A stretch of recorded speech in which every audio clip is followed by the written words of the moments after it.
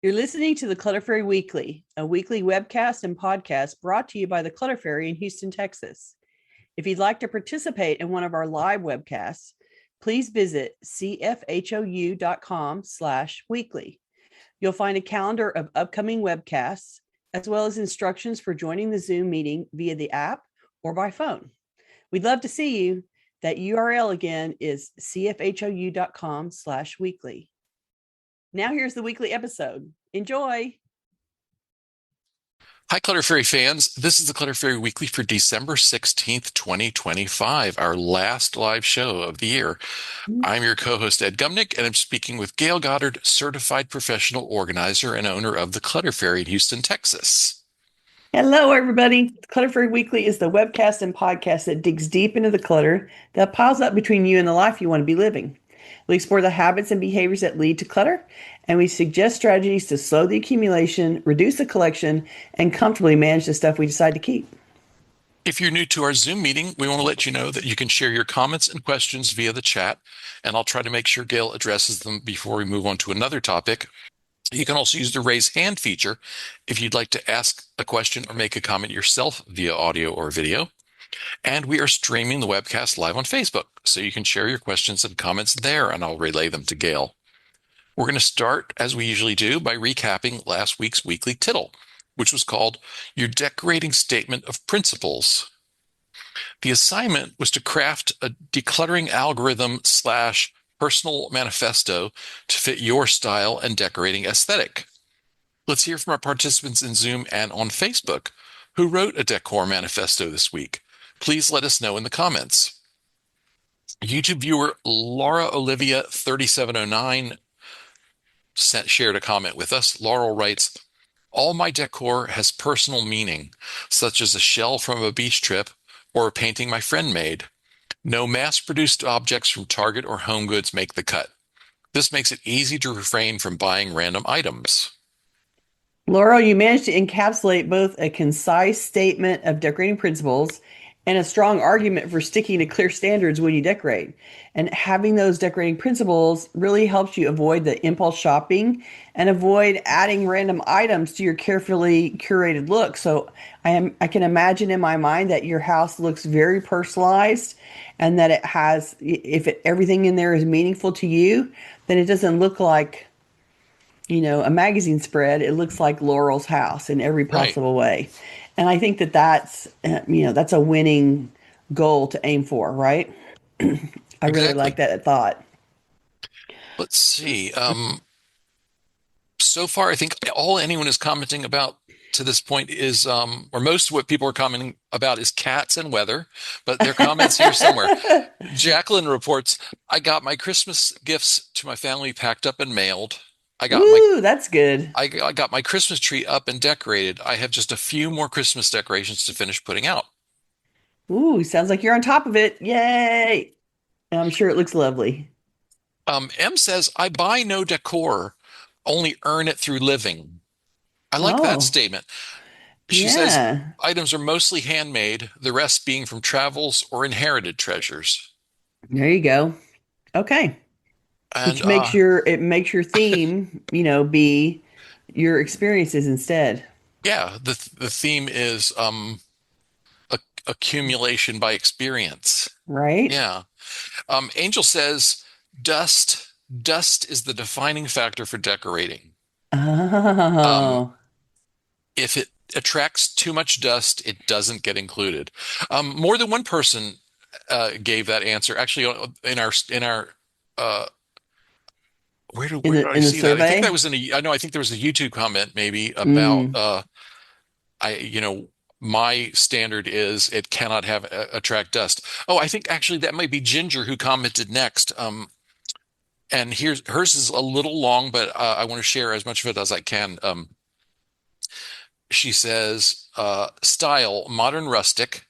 I like natural materials, weathered wood, stone, metals like aged tin and copper, wrought iron, oil rubbed bronze and pottery, Mm. earthy colors of rust, turquoise, amber, textures like leather, linen, crochet, clean lines. Everything in my home currently makes me smile. I like unique items." There you go. And I that's a very like you define materials, you define a color palette, you define a theme, a type, and materials. Like you're very thorough about what you like, and then it makes it really easy to vet it against that list. Like the list is very clear. Good job. I'll share some more. Ginger says, I don't like cluttered surfaces. I prefer no more than three items grouped or a Mm, basket to contain and display items nicely. For example, on my coffee table, I have a nice wicker and jute basket tray with wood handles. It holds my daily Bible, a candle, a 4x6 family group photo, and a set of drink coasters. there you go. That And sounds then, perfect. and then she gives an exception. I'm sharing Ginger at great length because she's put a lot of thought into this. She says, exception, in our upstairs living room is a sofa table loaded with objects. This is a sort of memorial to my mother, who passed away 3 years ago at the age of 96. This Mm. is just as she left it. She would pause there to play with the items or rearrange them. These were gifts or items she made. So that's the homage to your mother and arranged the way that your mother preferred versus you. And so that's very kind. I like that. That's a nice way to remember your mother. And when you look at it, I'm sure that's how you think of it. Like it immediately reminds you of her. And so I think that's lovely. Why not have one little thing that reminds you of how your family, how your mother decorated instead of how you do it? An area that is a sort of a shrine. And, Mm-hmm. yeah. Mm-hmm. Lovely. May says, I barely put out my Christmas decorations and I'm antsy to put it away. It's getting in the way already. I saw another comment along those lines. That might have been in probably in the YouTube comments. Someone else expressed that the very same thought that the I I think this person said I don't put up much because it bugs me until I put it away. Oh, well, there you go. So that means then that the level of decorating that people do for Christmas is a visual overstimulation. It's a volume that doesn't work, right, for you and personally. And so maybe that's, the idea of decorating for the holidays is it adds too much and it's too overwhelming. And so maybe you can figure out a way to just decorate enough. Yeah. Like put a wreath on the front door and stop, like, or maybe, make the decorations all be in one room and not throughout the house, or maybe let it be in the room that you don't spend your most time. Like let the decorating be separate from you more. You can experiment with how you can modify what you've been doing so that it doesn't bug you. And maybe the answer is decorating bugs you, period, and you don't want to do it anymore. And that's an acceptable answer too. Good to figure that out. I'm going to share one more great YouTube comment we got this week about holiday decorating specifically. Okay. Uber Courage says, Christmas vacation stopped at a neighbor's 1,800 square foot single story home with Santa on the roof, lights, and the whole front yard with statues, a tree, and every few inches lit up. It is nice to look at as my standard is helping my mom with her decorations. Mm. She stated it takes her 3 days, but she showed me where she wanted everything, and I did it in a couple of hours. I really understand capacity and age now. Right? Like it's so much easier to Yeah, do. It, yeah. it gets harder to do as you get older and you lose capacity, you lose physical capacity. And And this so, is particularly true of, holiday decorating that includes strings of lights and the tree yes. and anything that requires you to climb on a ladder, get up on the 100%. roof. Yeah, yeah. My dad farmed that out because they have a big wreath that they hang over the garage, that faces for the front of the house. And so that's one of the things they do is they hang this big wreath up. And he used to climb up on the ladder. And then, my little sister and I started yelling at him to stop it. And he farmed it out to somebody else to do. But it's like there is a point at which there is a physical exertion that's required to make all that stuff happen. And if you have limited capacity, the idea that you are going to mount your typical historical level of Christmas decoration or whatever holiday you're doing, you're going to go out and like decorate the outside of the house, it gets harder. And so noticing that and modifying the decoration for your physical capacity or farming it out and stop not doing it for yourself. Like, the daughter did it in a few hours, what would have taken the mom 3 days in exhaustion. And so good that she went and helped and turned it around. Um, Naomi says there is no law at either federal, state, or local level that says you must keep decorations up until after Christmas. You want to take them down right now? You go right ahead and do There was yeah, it. you already got your fun out of them. Maybe putting them up was the fun for you. You put them up, you had your cup of eggnog, and now you're ready to be done with them. Now you can put it down. Yeah, there was a lot of back and forth in the comment sections in various places about, the pro decorating and anti decorating voices. And I'm going to give the last word on this one to Uber Courage, who said, "Cheers to all who love to decorate and those who like to just enjoy the lovely lights." Right? Yeah, exactly. You can pick which side of the camp you're on, and no shame either way. I'm happy to let other people do most of the decorating. Yeah, yeah. All right, let's go into our main topic. Okay. What are your favorite ways? This is an Ask Us Anything episode, so it's actually three main topics and some other lesser ones if we can get to them. Right. What are your favorite ways to celebrate decluttering wins?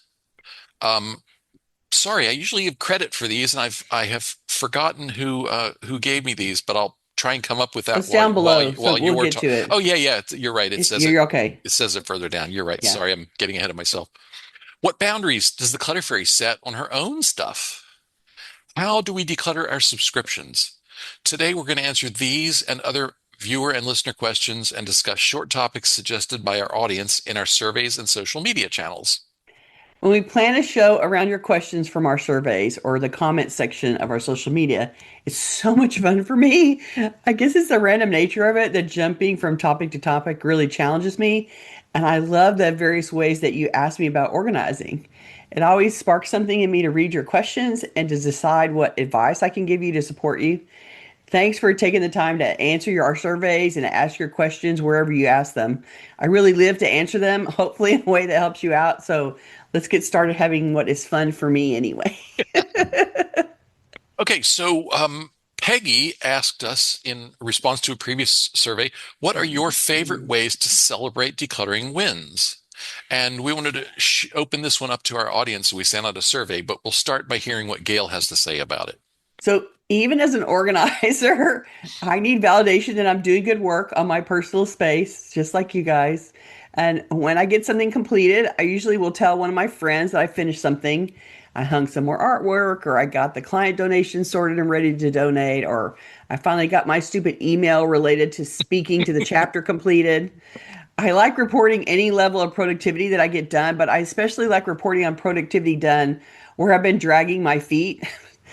I might text a comment and a photo to one of my friend groups, or I report it in person to a friend, and that really makes me happy. I particularly like being able to say, I finally did fill in the blank. Fill in the blank hateful Yeah. thing. Oh, yeah. Fill in the blank, annoying, irritating thing that I hate the most to do.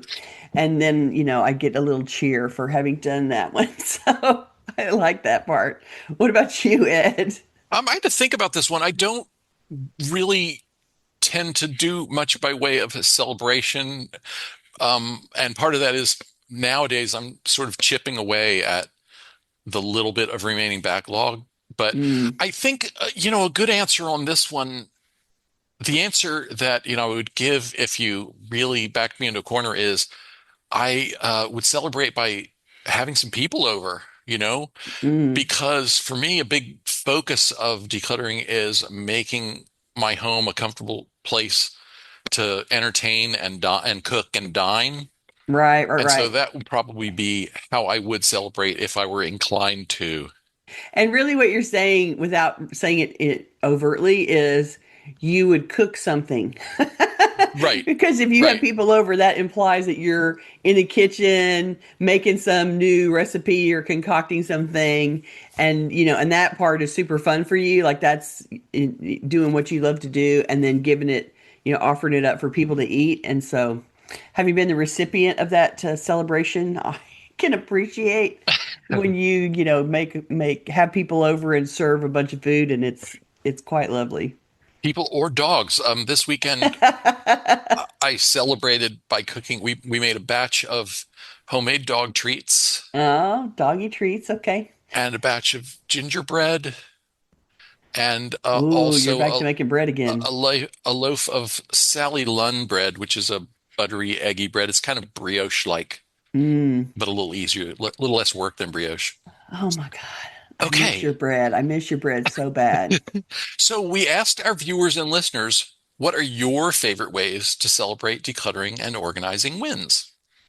And Leela said, I step back, release a big sigh of relief, and stare at the final result while thinking about how much more functional and easy to maintain the area will be in the future.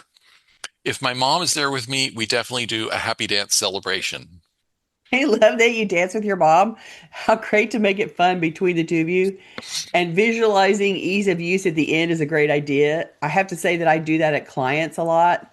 When I finish up an area, when I wrap up something and step back and look at it, and there's, 4 bags of donation in the corner and a bunch of trash. And I always feel really good to look at here's the cleared out version, and isn't this going to be an improvement for them? I do the same thing. Well, and Leela shared with us before about what a good and productive relationship she and her mother have. They Mm-hmm. have kind of a similar decluttering outlook and Yeah. philosophy at this point, and so they celebrate each other's wins and share each other's victories. Yeah, yeah, they're doing the teamwork. They're doing Yeah, teamwork around it. and so if your decluttering work is in that vein, if you have a partner or friend or sister or mother or someone who really supports you effectively, the celebration is probably just share it with that person. Yeah, contact them and have them cheer with you. Johannes says, I don't celebrate. I beat myself up about not doing it sooner and for keeping all this Mhm. crap. Then I'm overcome by dread because I know that it will look the same in a few weeks. I've never gotten to a point where my place was organized, tidy, and clean. I feel like I'm fighting a losing battle, not like celebrating. I'm so sorry that you feel that way. What I will say is this. You've been beating yourself up all this time, and it hasn't been helping you feel any better or relieving the feeling of dread. So why not try to dismiss those negative thoughts when they come? Choose to stop yourself from being harsh and instead do a happy dance. Tell yourself you did a good job, that you're making headway on your project. I know it might feel awkward or it might feel fake somehow, but it can't do any more harm than what having those harsh thoughts are doing already. So fake it for a while and fake celebrating instead. Try it and see if you can change how you feel and relieve the feeling of dread you feel now. I would hate for you to feel like that dread and the way that you beat yourself up is the only way that you can exist around this stuff. And so you've given, plenty of time to beating yourself up. Why not give yourself a little time to pretending to be excited with what you've done and pleased with what you've done, even if you don't feel like it's real, you can still pretend it's not. What do Well, you lose from not beating yourself up? Even if you don't feel like it accomplishes anything, if you don't spend time beating yourself up, that's probably better than beating yeah. yourself up, right? I also was Mm. sort of focusing on the this sentence from Johanna's response. I've never gotten to a point where my place was organized, tidy, and clean. Well, maybe not, but you have gotten to a place where you've gotten to a point where your place was more organized, more tidy, and cleaner. Yeah, And I think it's improved. that is worth celebrating. And Hmm. we're not talking about, throwing a party to to Right. to celebrate emptying one file full of papers, unless of course it's a file full of papers that you've been carrying around for 18 years or something. Right, right, But right. small celebrations for small wins may help you feel better, that feel that you're moving in the right direction. Hmm. Yeah, exactly. Jane, who's with us in Zoom, said celebrating here is motivating.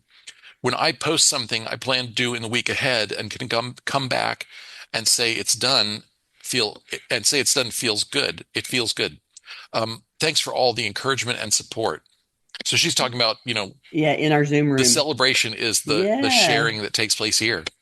That's okay. That's, this is why we built this community because, everybody needs support of people that understand what you're going through and what it costs you to face it and to deal with it. And that I suspect that everybody in the Zoom room can totally relate when somebody says, "I finally did fill in the blank," and they're like, "Yeah, yeah, I've been there. I'm so happy for you." Like their support for you is real because they understand exactly what you went through to get there because they're living it too. And so, yeah, I'm glad this is a safe space for you to come and talk about your wins. That's excellent. Glad to know Um, it. Dawn shared kind of in the same vein. She says, I revel in the joy of accomplishing something. I encourage myself with the fact I'm one step closer and to not give up now. I tell the friends of mine who care about it and me in this regard. I share with the Clutter Fairy community as I have the opportunity. Yay. We love for you guys to do that. I didn't check to see if Dawn is here. No, Dawn is not with us today. Uh, Not so far. you Um, know, we're the community's here anytime. We want to support your success, and what you're describing sounds like a lot of fun. Like you're telling your friends about it, you're coming into the community and talking about it. You know, anything to reinforce you, we want to do that. So take advantage. Thank you for doing that. Noreen says, I celebrate by traveling and exploring instead of decluttering. Oh, travel's a great reward for getting decluttering done. I think that's a great idea. Um, Ellen says, I sometimes share the news with a friend who is also paring down. I enjoy looking at the new simplified space and appreciating that donations or trash that are going. Sometimes I treat myself to an upgrade, such as better quality cookware or sheets or the perfect storage solution, or just extra time to do something I enjoy. You've got the right idea. You're sharing, you know, appreciation and treats. Those are all great ideas. I have to say, I have this experience of, she talks about looking at the new simplified space and appreciating the donations that are going. Because I am constantly moving clients' donations out, it's kind of a troop movement for me that my car is often full and I'm driving off to offload, and I get a lot of satisfaction out of having an empty car again. Like that to me is like, oh, okay, I'm back to zero. I'm back to empty car, and that feels like a big accomplishment. And my volume of donations, because I'm taking client donations, is immensely larger than yours. Let me just say that.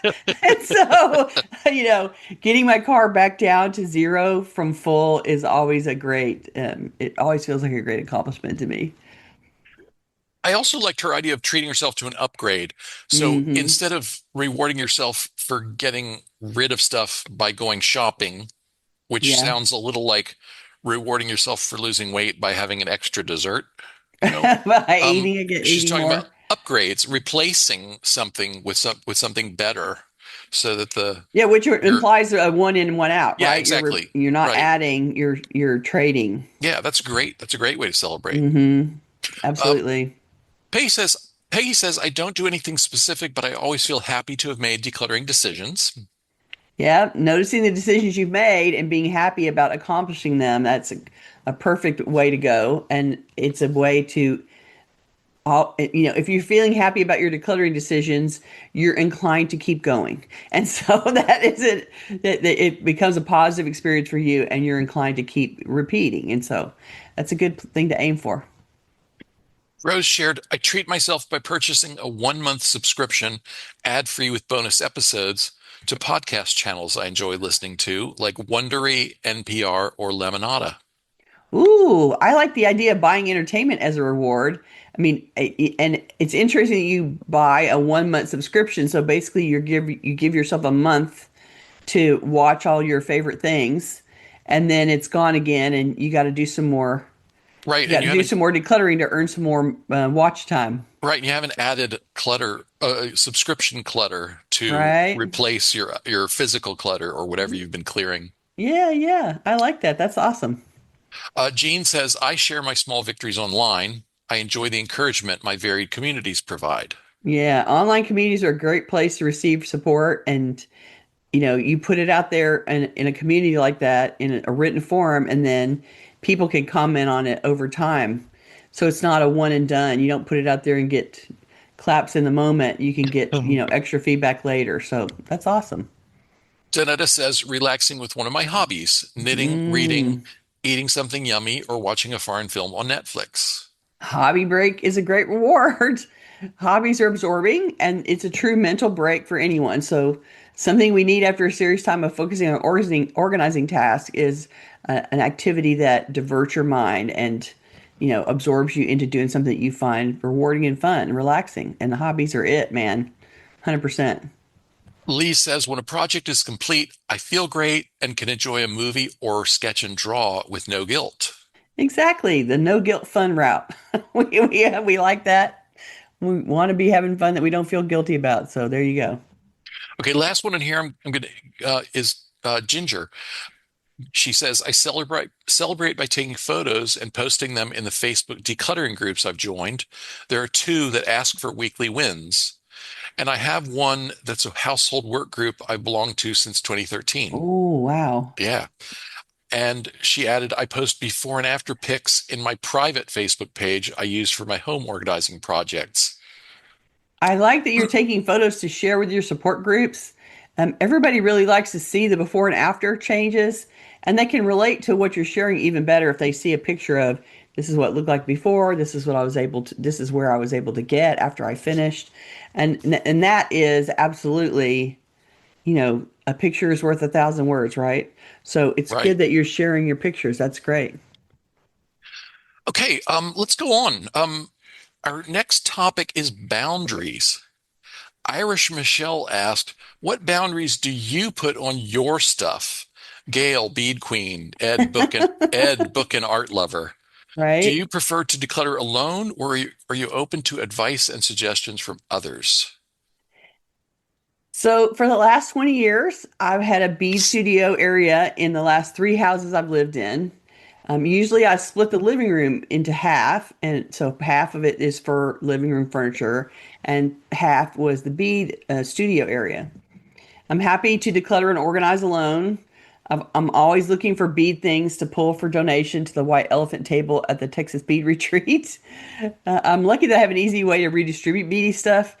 I can do the work easily, and organizing the bead supplies, especially the new purchases that I bring home, is actually relaxing to me. When I don't feel really creative or inspired, organizing the bead supplies is a great way to have fun and to reacquaint myself with all the cool beads I have. I don't add furniture now. I don't grow the storage allotment for the beads. I add a few segmented boxes at a time, but I've still got room for those. I gave away lots of things when I was packing for the move, actually. So I did use the move as an opportunity to filter out things I didn't have to keep. I'm still occasionally buying beads, but I'm really doing that at a fraction of the rate I was 10 years ago. I'm curating my purchases much more carefully now and hardly ever go online to buy beads. That's just like, if you start shopping online for beads, you can go down the rabbit hole and, divest yourself of money at a very rapid rate. So I just avoid being online about beads. I just can't justify adding anything in any type of quantity at this point in my beady hobby life.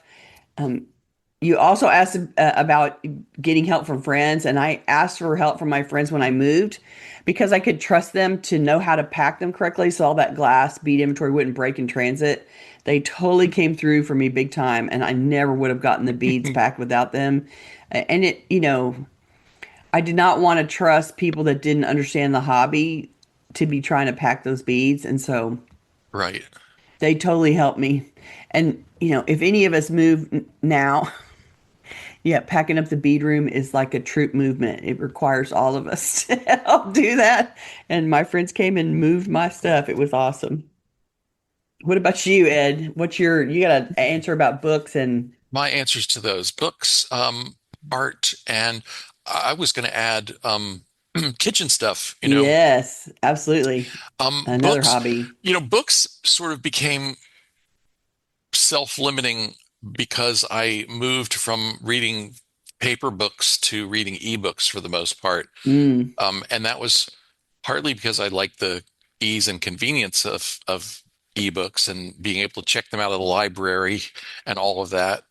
I've mm. said many, many times before here and elsewhere, I like that I can finish reading a book and check out another book from the library without getting out of the bathtub.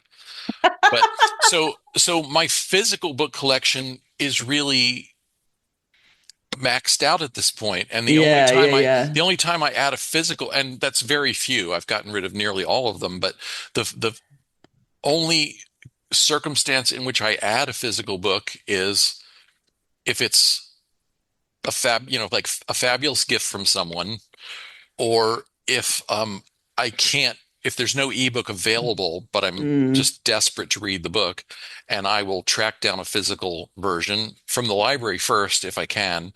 mm. And then if I do have to buy it, I try to buy a physical edition that is new or in very good condition so I can read it and then send it back on down the stream of books, don't Right, right, right. typically by donating to the library, You're donating it away again. Yeah. Um, boundaries, but the question was about boundaries.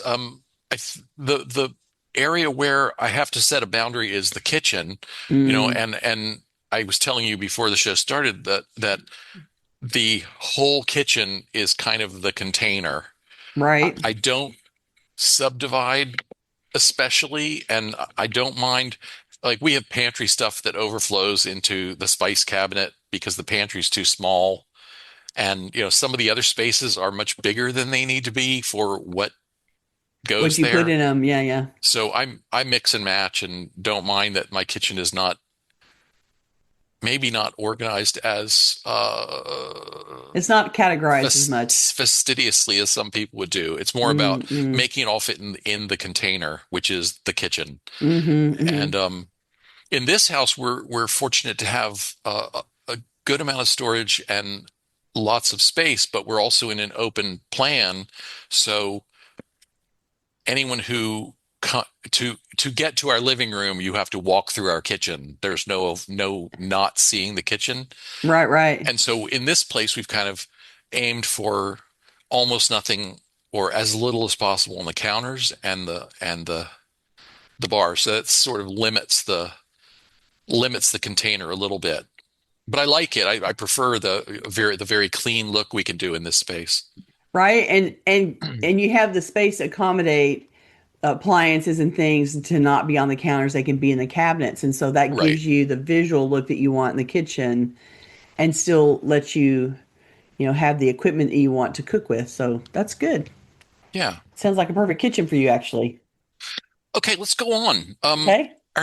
Our third topic today is about subscriptions.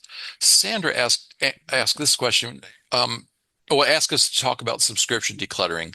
Mm. She asked, "Does Gail ever do this with clients? We all have subscriptions we don't use that should be canceled ASAP."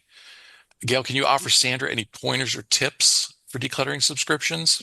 I can. I do it with clients, specifically because if I'm trying to help them address overflow paper volume, if they're having trouble managing the subscriptions, then the obvious solution, one of the ways to affect that flow and workflow is to shut off the subscription. So I do help people do that. Absolutely. I mean, here's an idea that I've had for snail mail subscriptions, and it's a way, if I'm not there doing it for you, you can grab an envelope from your recycling bin, something, that you've already thrown away, and just label it subscriptions to cancel. And now, when you receive a piece of paper mail that you'd like to stop receiving, a catalog, a magazine, a newsletter that you want to stop receiving, then Uh, tear that address label off the magazine or the catalog or the newsletter, and just jot a little note about which magazine it is, or fill in the blank, whichever source material it is, and stick it in the envelope. And then you can schedule a time once a month, a couple times a month, however frequently. If you're dealing with a very high volume, you might need to do it more often, but generally once a month should be fine, to sit down at the computer and work on canceling subscriptions for the labels you've kept. My best tip for email subscription is this: every time, email in particular, every time you receive an email, newsletter, or promotion that you no longer care about, go straight to the unsubscribe link at the bottom of the message and take yourself off the list. If it doesn't have an unsubscribe link or something similar like manage my notifications, is sort of how they mask that a little bit. The center's probably in violation of laws governing email spam, and that's at least how it is in the US and in the EU. So Your best bet's to flag it as spam and then delete it. And I'll let Ed expand on that more, but I think, what I'm trying to say here is create a management process to focus on decluttering the subscriptions for a while until the volume dies down. And so you don't want to stop and find the website and pull it up and do what they need to do to cancel a subscription right maybe then and there. But you can say, oh, this is one I don't want to keep getting, tear off the label, put it in the envelope, and then when you have an hour, you can sit down with your envelope and pull out the laptop and go about the business of pulling up the website and navigating to where, they hide it. They don't make it easy to unsubscribe. They Right. hide it from you. And so you have to go searching. You're going to have to spend a little bit of time to find the place where it is that you can actually say, please stop sending this to me. Please take you off the list. And, in the end, eventually you will reduce the volume. Can you stop it 100%? No, but you can, slow it down. And if you're I paying money for it, you want to, unsubscribe to stuff that will then automatically keep renewing if you don't do something about it. So, Right. Well, and I wanted to also highlight the topic of well, we mentioned we haven't really talked about streaming services. I guess I asked, mm, I may have mentioned streaming services in the I don't in the description of today's show. I'm not sure, but nowadays we tend to accumulate all these extra subscriptions for streaming services, for video game content. Um, there are all kinds of there are all kinds of apps nowadays that have um, payments, like my payments for downloadable things, additions and expansions of the apps. mm, And so my suggestion on those is review your bank and credit card statements on a regular basis for recurring charges that might be subscriptions you signed up for and didn't even realize you were signing up for. Um, if you're someone who already is reviewing and balancing credit card and bank statements every month, you're going to spot these right away. But I know lots of people who don't do that. They sort of may scan the bill for any big charges they don't recognize, but yeah, you don't tend to scan the bill for tiny charges you don't recognize. yeah, 2.99, 5.99, right? Right. And so I suggest, if you're someone who doesn't review your statements on a regular basis, plan a time to review a few months worth at least once a year. Yeah, just Some to see what's subscriptions may happening. only be billing you quarterly or twice a year or annually. Um, but what you really want to identify is those little things that are every single month. And sneaking right on by. Yeah. Review statements, and they frequently will have on bank and credit card statements toll-free numbers that you can call associated with the transaction. So, Yeah, there's barely any description, but there's right. usually a phone number attached. Yeah. Yeah. Or sometimes a URL. Yeah, Um, yeah. and so try and figure out what those are and get them off because those little 299s and 495s add up to a lot of money when it's going every single month. And multiple vendors, basically, multiple payees. Yeah. Yeah, yeah. So let's go back to survey results. We asked our audience to describe a subscription that tends to add more clutter to your life than interesting or useful content. Here are some of our favorite responses. Denise says, emails from businesses I might have purchased one item from 6 years ago, and all the other businesses that have my email address on their list. I'm constantly unsubscribing. I know, right? It's so annoying that one purchase puts you on aggressive mailing and catalog lists. I try to uncheck the join the mailing list box that gets automatically checked when I'm buying something. Truly, for me, it's one of the major reasons I avoid online shopping altogether. The escalation of catalogs delivered and sales emails coming is not a good trade-off for the ease of online shopping to me. So I prefer going to a store and buying, and then there's no flood of marketing to go along with it afterwards.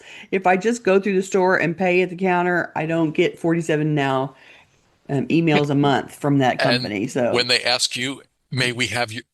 May we have your email address? You can I can say, say, no, you may no, not. thank you.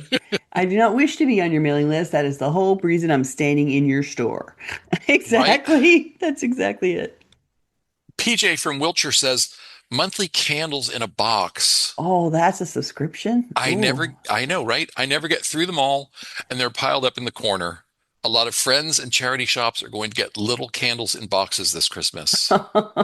It's true that any subscription is based on an aggressive use of the products, whether it's fruit or vitamins or acne medication or craft project kits. They design the subscriptions to churn quickly, charge you as often as possible, and assume you're using up what's been sent at a breakneck pace. You always get a backup of the product. They never design the subscription to reflect actual use patterns because they don't make as much money off of actual use. So they make more money on imaginary rapid fire consumption instead. So just know that any subscription that you sign up for that's related to product, you know, you sign up to have the pet food. Amazon makes use of this, right? You sign up Mhm. for subscriptions and, oh, I'll just get the pet food automatically delivered. Except it comes way faster than you actually use up the food. And you invariably, I see this at clients' houses a lot. Like they signed up for subscriptions and then they have, 47 items because it comes way faster than they're using it. And I'm Right. like, yeah, you need to go in right now. That's one that I make people go into their computer right there while they're looking at it and turn that subscription off right now. Like, shut it down, pause it, stall it for 3 months, whatever you have to do to catch up to this product because we can't just keep adding more backlogs of the same product for that subscription. That's ridiculous. Yeah. And that's when you really have to shut down quickly. Well, and they'll we signed up for a coffee roaster that produced Nespresso pods back when Mm. we still I think we still have our Nespresso. We're just not using it much.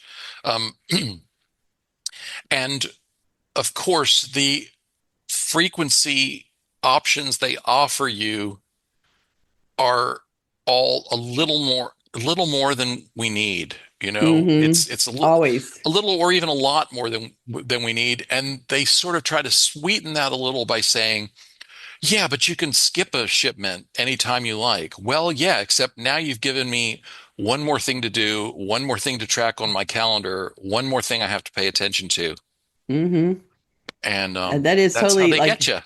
that. And the idea that the subscription makes it easy because you don't have to Hmm. think about the product's just going to come. It's like, hell yeah, the product's just going to come, and it's going to come like somebody turned a fire hose on your front door, and you can just be prepared to be inundated.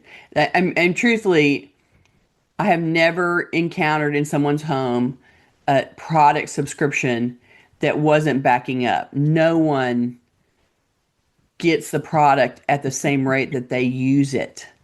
Yeah.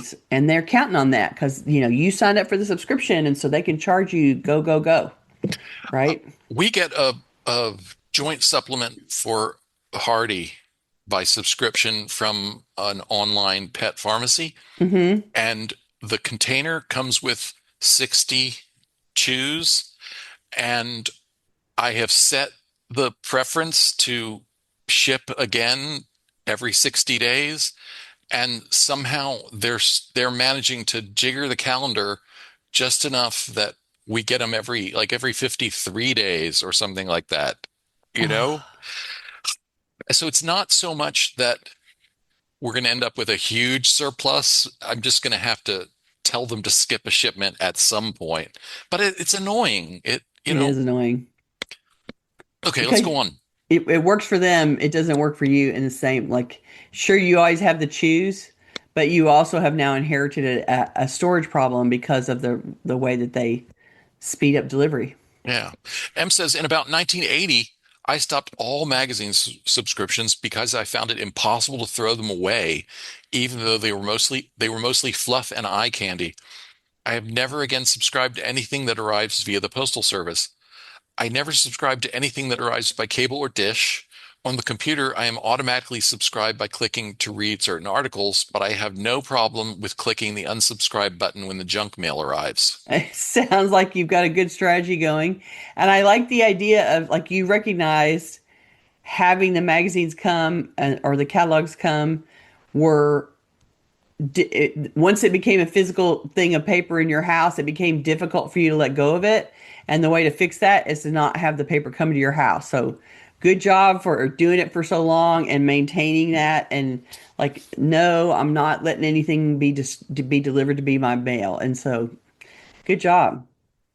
I have some comments I want to share. Suze says, I wouldn't trust, talking about ebooks, I wouldn't trust myself to not dip the e-reader in the bathwater. Well, And the good news yeah. is that has only happened to me once in 15 years of reading on an ebook reader. And Yeah, you can't be looking at it and falling so, asleep. so far, yeah. It's very important not to fall asleep in the tub while reading on a $600 device or whatever you have, Right. whatever you might have. Um, Exactly. We're at um, the apothecary. Niz also pointed out the trouble is that they sell your information over and over.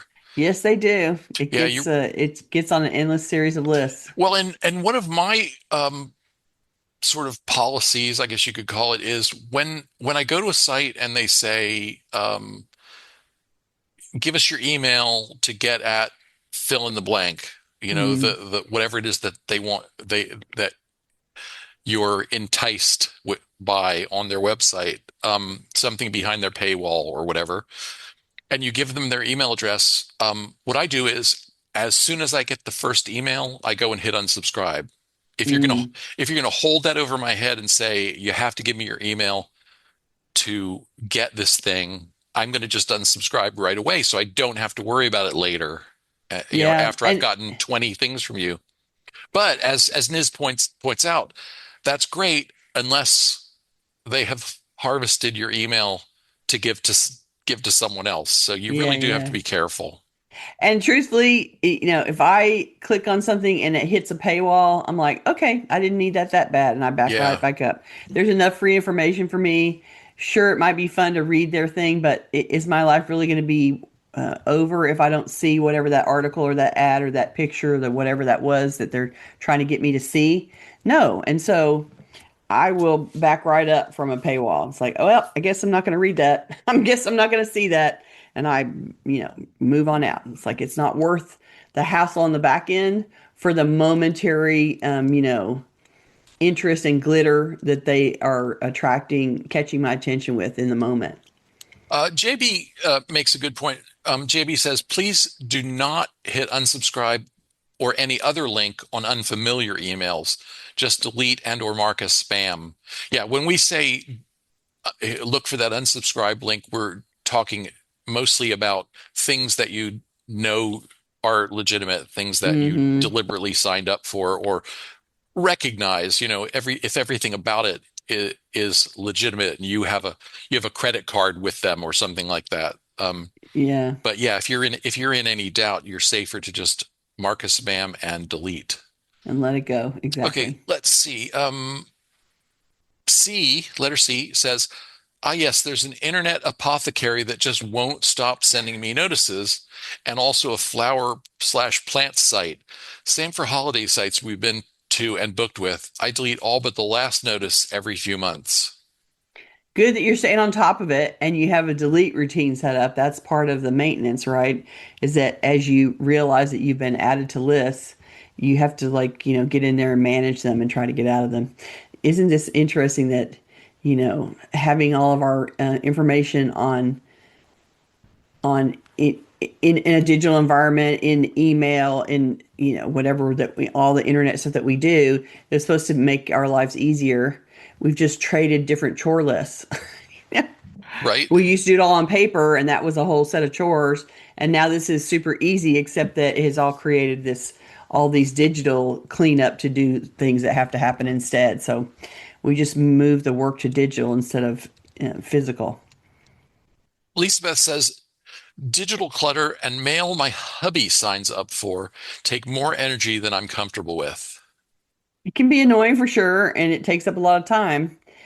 You can ask your husband if he's okay with you managing his mail on his behalf, and then you can recycle a whole lot of it when it comes. Like if he's got a bunch of stuff coming in, mail that he signs up for. So he's like, you've got digital clutter, and then he signs up and starts getting a catalog or a newsletter or something in the Right. mail. You can ask his permission to manage it. And, if he doesn't, if he agrees to that, then you can recycle stuff before it ends up in your living room. But if he won't agree to that, then you can drop his mail in a spot that the two of you agree upon as the official your mail parking space. And he'll still probably ignore it, but when the pile gets overwhelming and threatens avalanching off onto the floor, then you can step in to help him and get through the pile again. And a few turns of that process of you having to dig out a big pile, and he'll likely agree that you can recycle stuff as soon as it's received. So maybe he's willing to let you intervene up front. Maybe you have to train him through experience that it's better to let you intervene up front. But either way, you should be able to get in the middle of it and get his permission. Okay, let's see. Anya says, I keep track of all my subscriptions and money spent. I have YouTube Premium and no other streaming that costs money. Keeping keeping track, keeping some kind of log every time you sign up for everything is a great idea. And Mm, write down the item, what it cost, um, what it's and for. what it's for, when you expect it to renew. Because you will occasionally run into something where what you signed up for will show up on a statement with a company name that bears little or no relation to the thing you're familiar with. Right, right, It's right. coming from, it's billed through a parent company or Or a third party an manager or umbrella or something like that. something. Yeah. Yeah, so keeping some kind of some kind of a log, and even if you just jot down some sort of little note, today's date, the price, and Mm-hmm. what it was, so that later on, when you're trying to figure out how to get off the list, you'll have this to refer back to. Right. I feel like we've talked enough about subscriptions. What do you think? Okay. All right. Let's Cool. let's let's squeeze in something else. This was from an anonymous respondent on a survey quite a long time ago, and I sort of pledged last week to try and dig through and get to as many things that piled up this year as we possibly could. Mm. So here we are. How to use a storage unit efficiently and well to help in the process of a move.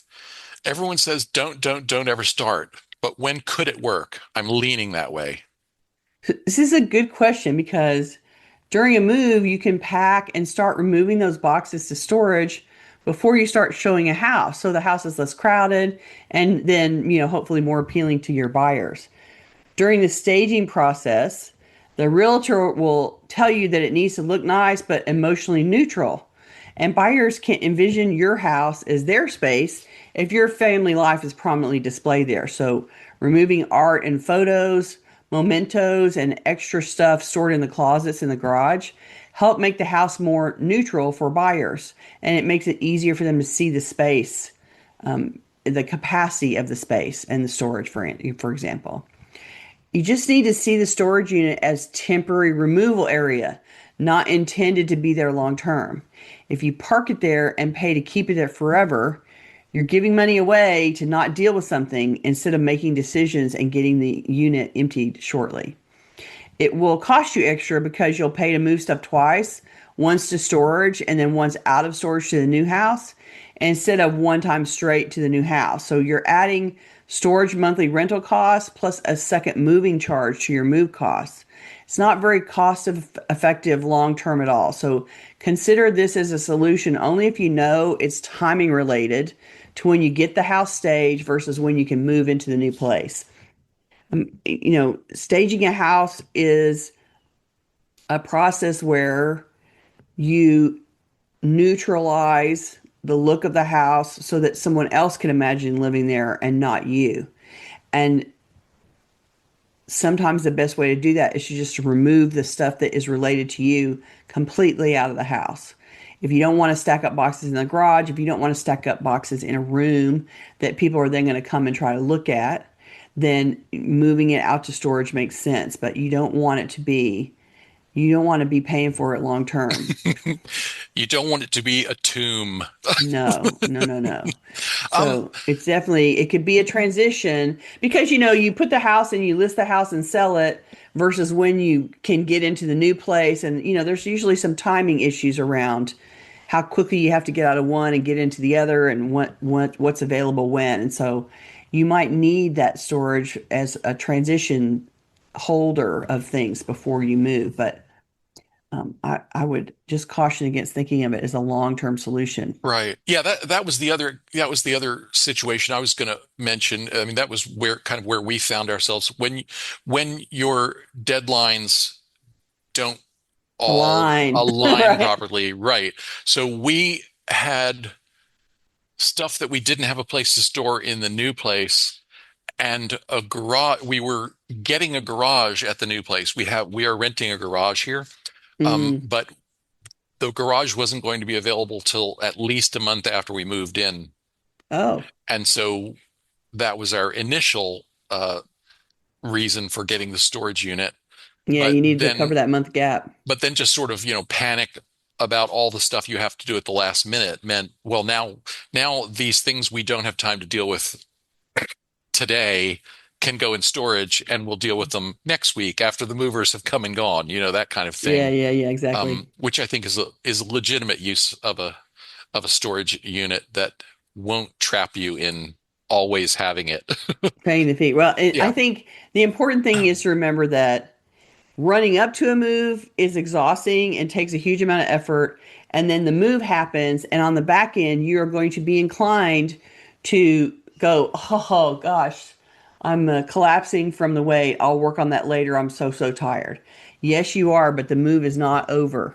So, there's a second half of a move, and it's not just all of the effort you have to put into to get out of the old house. You also have to put effort into getting into the new house. And that happens after the movers are gone. So the move is not over when the movers drive away. And you have to commit to an equal amount of work. You're going to have an equal amount of work on the back end. The thing is that there's just not time pressure to that equal amount, that work on the back end, right?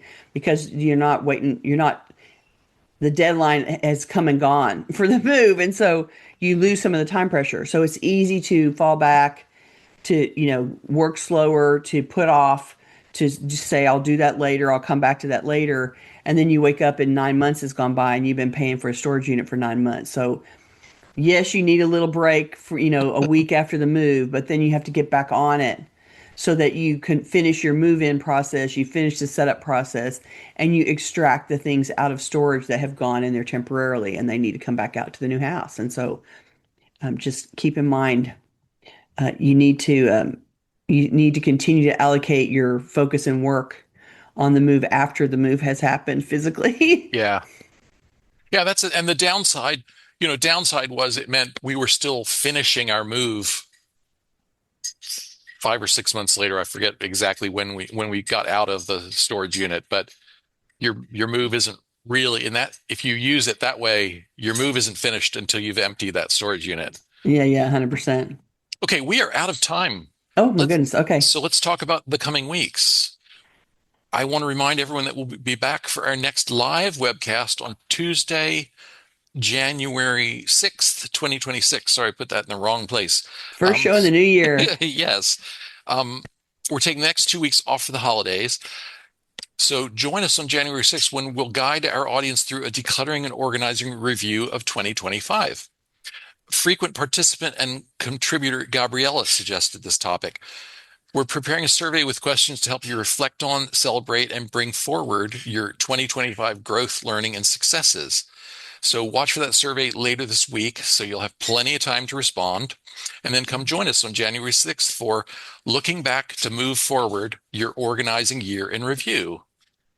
And then on January 13th, we're going to welcome Karen Baker, professional organizer, and she is the owner and operator of Soho Productivity, right? That's the name of her Hmm. business.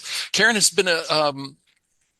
has helped us out a couple of times when I was unavailable. She's partnered with Gayle here for a couple of episodes in the past, and this time she's going to be a guest to talk about her her particular areas of focus in productivity and time management. So she's an expert in productivity. She's way more into it than I am. And she exclusively talks with clients about how to be productive. And she focuses a lot on, you know, what in essence is the work that you do either from home or in your own office, in your office in your home or in an office that you go to.